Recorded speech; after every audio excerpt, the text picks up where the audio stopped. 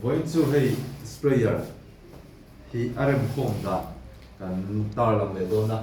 hi company chi sang sang oma tla pui thui tin tar som paru ani china Fujiaka company với chú RM khom da kan tilang lok do na ni hi RM dan hi thiam lo te pom ve the ya chu ma chuan tangkai ta kan man theinan instruction turin siam do na ni unbox ta hi instruction manual ania ma ro chu a chu mai hian mumal takin na in siak chip chiar lova YouTube lama hi na wang box ya hei alem hian enila alo lang thuk ringata number in pe a mizo pa tak tan phei chuan thil hriat thiam har thina chu wang chuan voina hian siam don ani kan rem khom don ani chu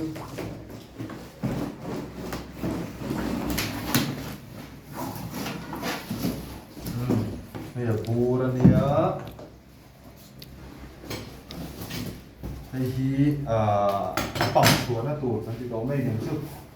hi spare parts ani ka zum kha ni ya ama ki hringa chu nu da bo tai la hi chu ti kan hriat tur chu ma sabera hi Fujiaka ho hian plastic thade mai non manga plastic a thada wang hian engkim hi thira tel lo ani hemi box a hi chuan hong chi mata so ma hian parts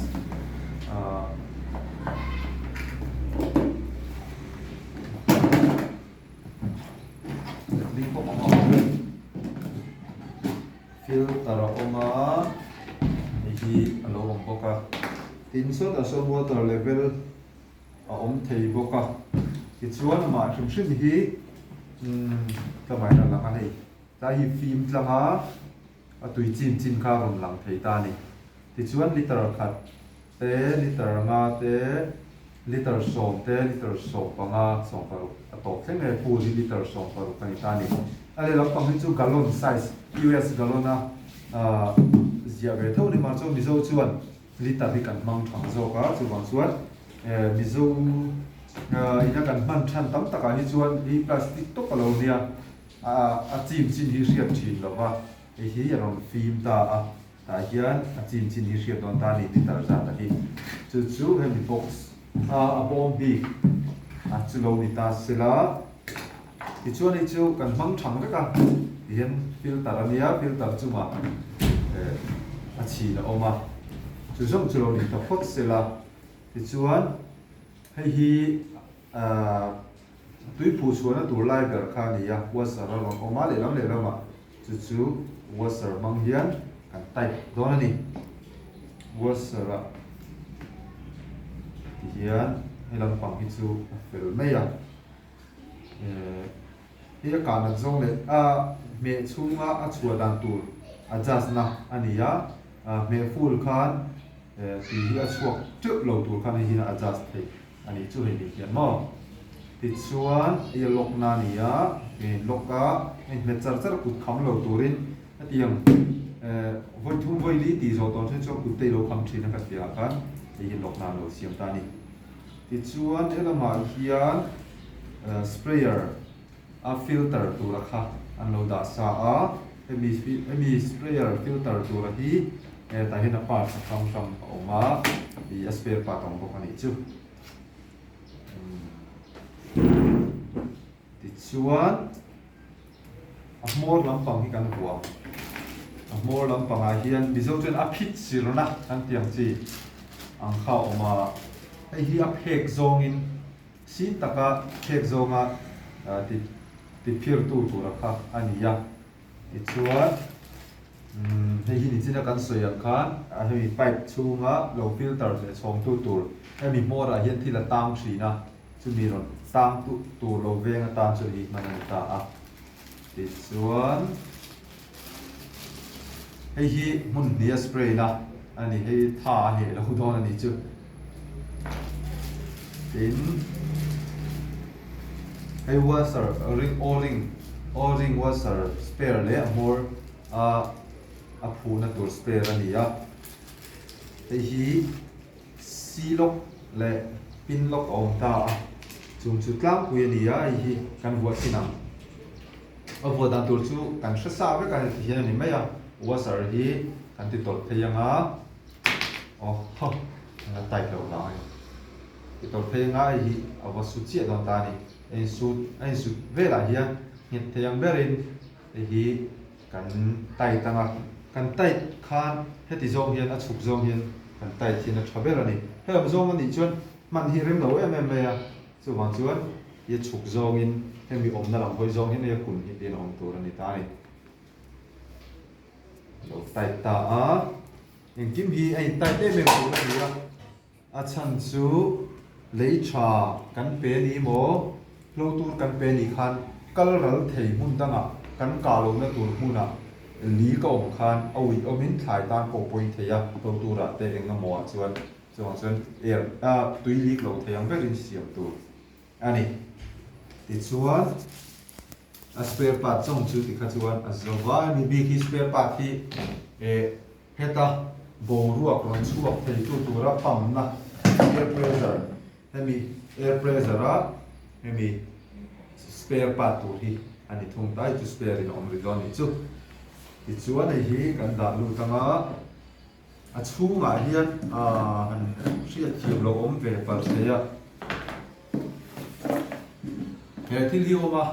chu he pipe pa hian a sira so te en vang vang nga a vi lu na lai tur lo om do ni chu a vuana tur kan lo ti ta ki hi lo vi lu tur ani ya ai rem thap khalai kha om ve ni le ti chuan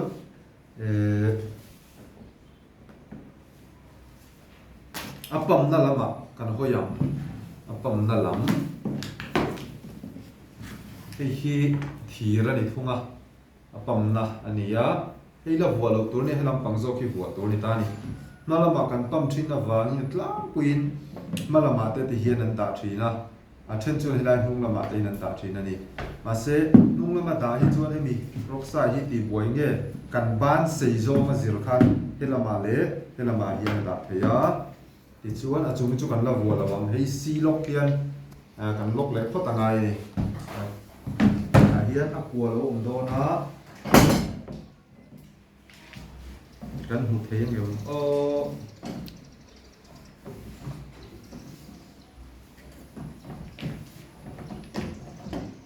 hi helai na kwa lo om ta ni hemi kwa hi helai si lok hian an zu lok don ta ni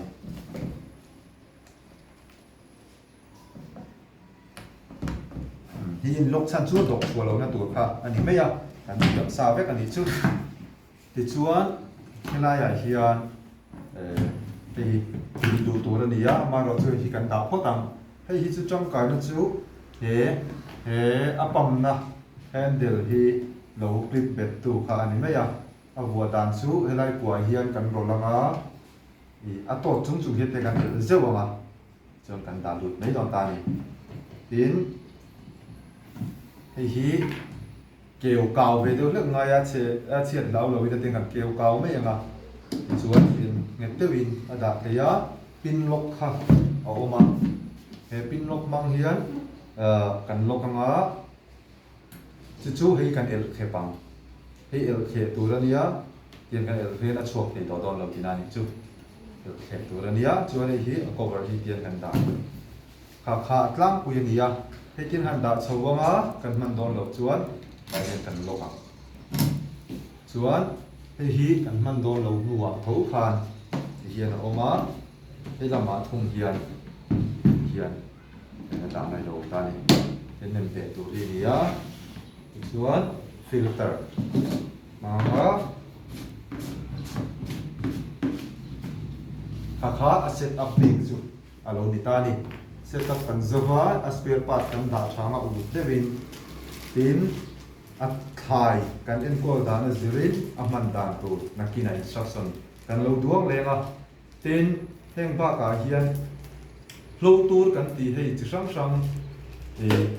le